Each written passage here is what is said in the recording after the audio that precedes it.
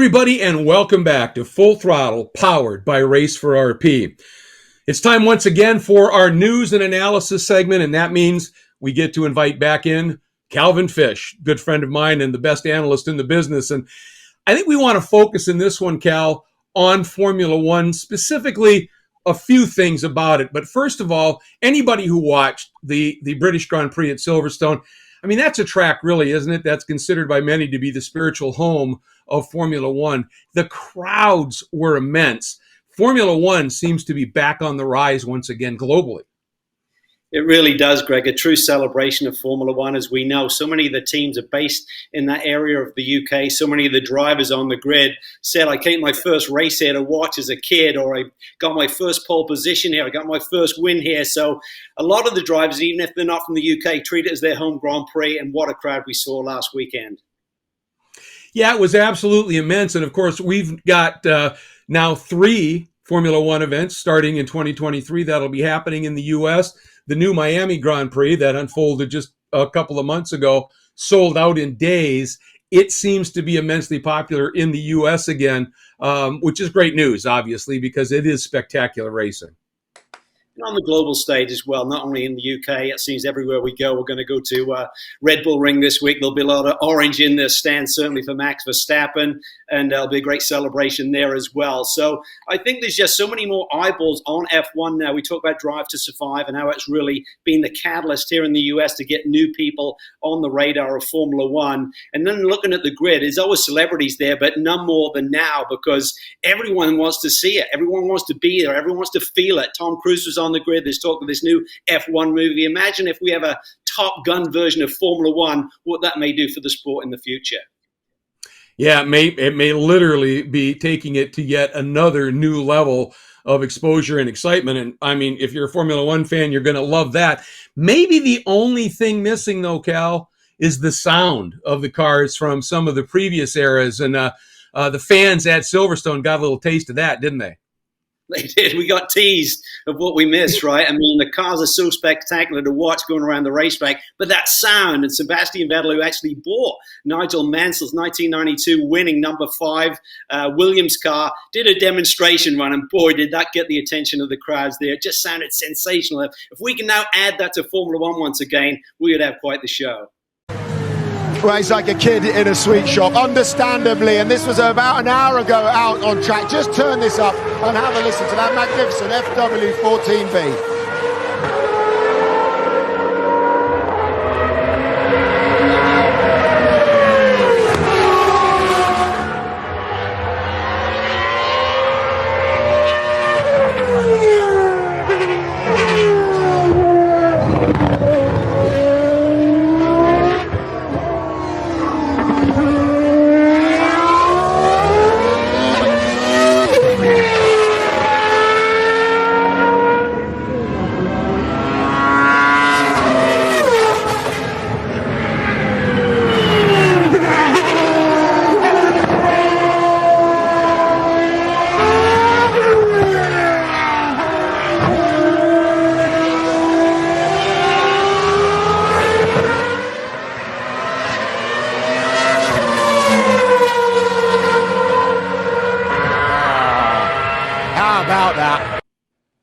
Man, I'll tell you, Cal, that sounded awesome. And Vettel was giving it a bit of welly there, even when he was waving his hand.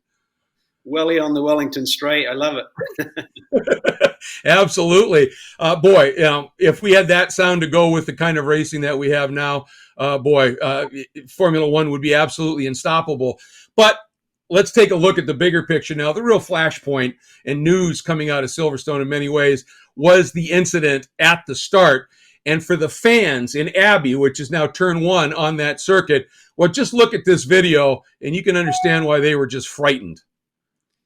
Well, there was an incident at the start. There's always that potential. I mean, essentially, Gasly was going for a gap between George Russell and the Alfa Romeo. They clipped each other, and then you see the ride that the Alfa takes here. And that halo really did its job, Greg. He was upside down for a long time at high speed, and it really protected the cockpit area of the race car. But then the consequences are, once he gets in that gravel, that digs in a little bit. And that's the final moment here in this shot that you can see gets trapped between the safety barriers. That is obviously a concern. Absolutely. And the roll hoop structure, which is up behind the driver, actually collapsed. So there's some concerns there. And of course, the halo going into gravel, had that dug in, that could have still been pretty sketchy. But, the good news is that he walked away. Now, Sky Sports Australia took a little bit more of an in-depth look at the controversy that since its inception, folks, has surrounded the halo. A Formula One driver has narrowly escaped injury at the British Grand Prix at Silverstone. The race was called to a stop following a collision involving the Chinese racer Zhong Guanyu, leaving his Alfa Romeo overturned behind a barricade. His safety has been attributed to a new safety feature designed to protect the driver's head. Matthew Thompson has more. This is the heart-stopping moment that could have brought tragedy to Silverstone. His car flipped upside down. Formula One driver Zhou Guanyu is only saved from horrific injury, or worse, by a relatively new safety feature of his car known as a halo. Introduced in 2018, the halo is a semicircular crossbar made of titanium. It's joined to the front of the car, encasing the driver's head. It can withstand the weight of a London bus, but it has proven controversial. I think the traditionalists said, look, they're open cockpit cars. We don't like it because of the aesthetics, and the fans didn't like it because they couldn't see as much of the drivers. But it's just proved to be an absolute lifesaver. Just hours before that Formula One incident, this happened. The halo doing its job. That is a life saved unequivocally. This time in the Formula 2, the halo is all that stands between the head of driver Roy Nissany and the car crashing on top of him. Similarly, in 2020, Formula One driver Romain Grosjean walked away unharmed from this inferno, shielded from harm by, you guessed it, his halo. So the debate may rage on amongst the racing purists, but it's clear the halo is doing the job for which it was intended, saving lives. I don't think there's any question about that. And Nissany, he could have easily been decapitated there. So the halo, absolutely doing its job. And IndyCar has, adopted their version of it, the windscreen, which has time and again, we've already seen, proven to be a lifesaver as well.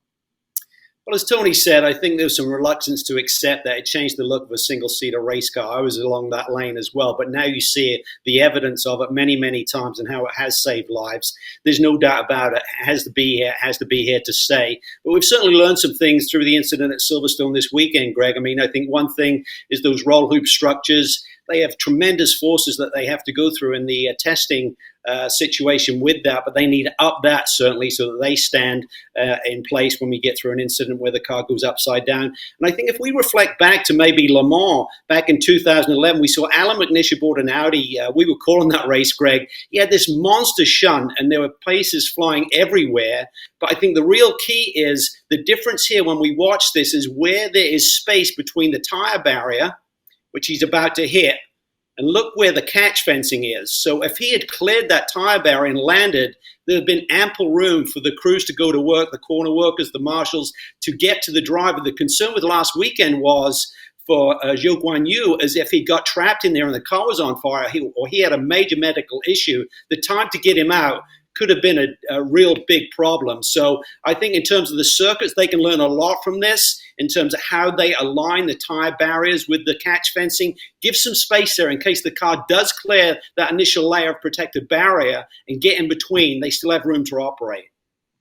Absolutely. And the best news here, as you can see, was McNish, after they got the car righted, was able to get out. He was shaken up, certainly, but was not hurt in any way, shape, or form. Just, I'm sure, had the wind knocked out of him there. You see Dr. Ulrich, almost tears in his eyes, so delighted. I was down in the pits for that, and the concern in the Audi pits was absolutely palpable.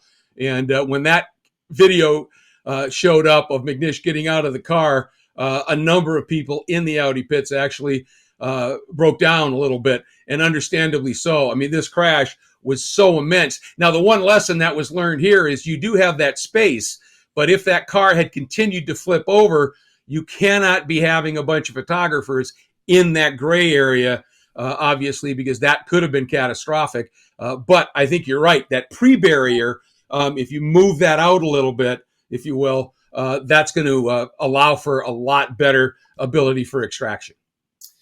Well, every accident is somewhat unique, Greg, and we continue to learn. And I know the authorities will certainly look at the integrity of the Formula One chassis, maybe up some of the ratings needed there. And certainly every circuit, that's on the calendar will be looking at what happened this past weekend in Silverstone and make sure it doesn't happen again.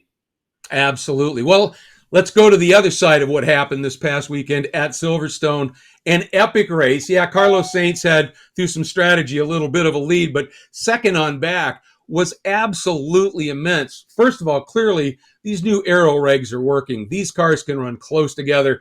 Silverstone's a high-speed circuit. If it's going to be proven out, that's the place. It did.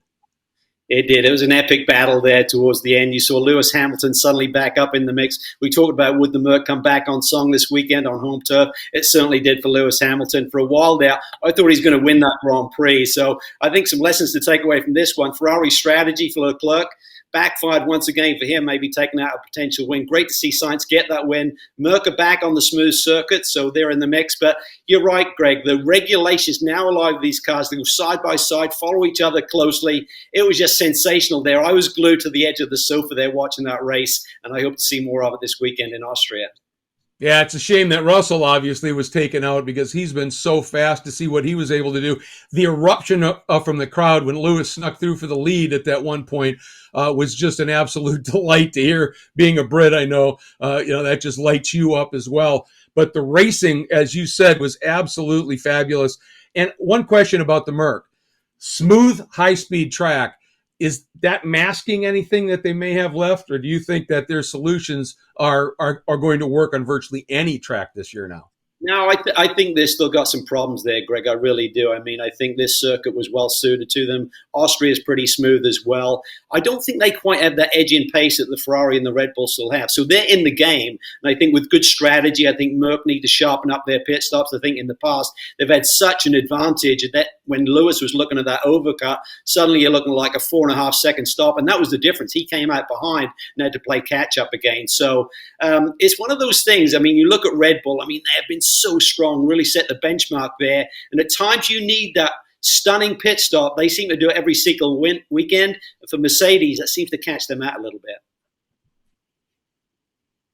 Yeah, a little bit inconsistent there. And when you're fighting like they do for tenths of a second, losing a couple in the pits can be catastrophic to a race strategy. But all in all, an absolutely amazing weekend of racing for the British Grand Prix, and love to see what's happening in F1. And as always, Cal, love to have your input and analysis, and we look forward to a lot more of it as Full Throttle continues. Thanks again.